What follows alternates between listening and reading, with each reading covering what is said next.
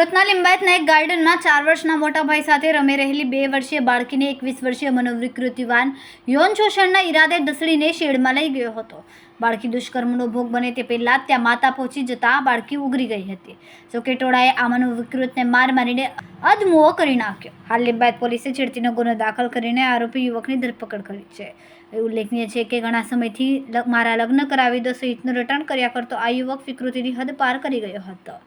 મળતી માહિતી પ્રમાણે લિંબાયત વિસ્તારમાં રહેતી 23 વર્ષીય યુવતી તેના 4 વર્ષના પુત્ર અને 2 વર્ષની પુત્રી સાથે આજે સવારે રાબેતા મુજબ જેઠના કારખાનામાં નોકરીએ ગઈ હતી. બંને બાળકો તે જેઠના 8 વર્ષીય પુત્ર કારખાના સાથે આવેલા ગાર્ડનમાં રમી રહ્યા હતા. 11 વાગ્યાના અરસામાં યુવતી બાળકને લેવા માટે ગાર્ડનમાં લેવા પહોંચી ત્યારે 4 વર્ષીય પુત્ર સામે જ મળ્યો હતો અને બહેનને એક યુવક ખેંચીને પતરાવાળી રૂમમાં લઈ ગયાનું જણાવતા માતા ત્યાં દોડી ગઈ હતી.